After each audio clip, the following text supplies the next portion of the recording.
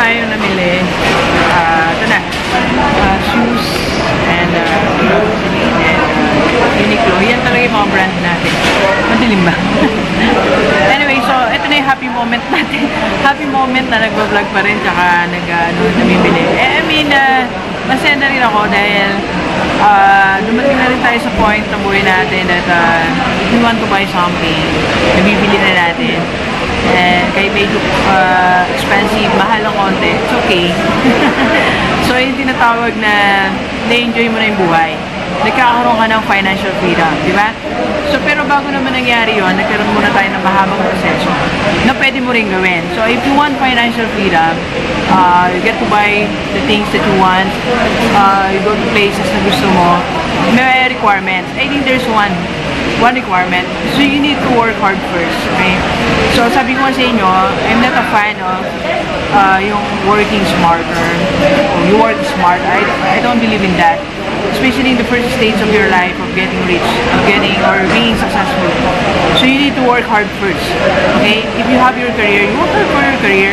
You need to finish what you need to finish. That is your thesis or dissertation, right? And if you have your business, the more you work hard for your business, so you need to, to work longer hours, to sacrifice.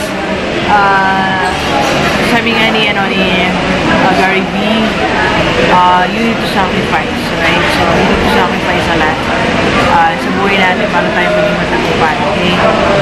So it's not enough na you're just working. You need to work hard. You need to work harder. And before I reach this stage in my life, I have this financial freedom. I have a secured investment, and I have a steady source of income. I was able to build my wealth. I really worked that hard. Lalo yung last year na buhay natin, tulog tayo 11:30, 12, nagkasakit na tayo talaga. Sobrang pagod and sobrang dami na iniintindi. And I've been to a lot of experiments on my business. So now, running yung mga small businesses natin, hindi sila ganun kalaki, pero marami sila. That run by my business partners and they are giving me income automatically. Diba? So if you want to have financial freedom, the first requirement is work hard so that you can enjoy life, right?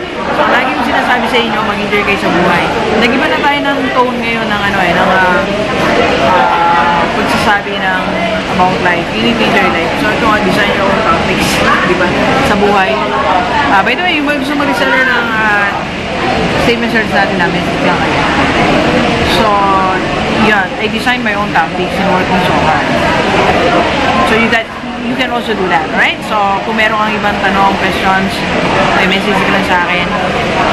If you want to be coach, kung gusto mo coach, so message ka lang, 0939-525-4311 or message ka sa akin yung every page of our video. Alright, so thank you very much, Delivers. And by the way, yung mga gustong maten ng laundry shop seminar natin sa San Fernando, this July 6, message lang kayo sa akin. With my partner, Ma'am Joyce. Hi, Ma'am Joyce. Alright, so thank you very much, Delivers. Enjoy the rest of the day, yan. Let's go, let's go.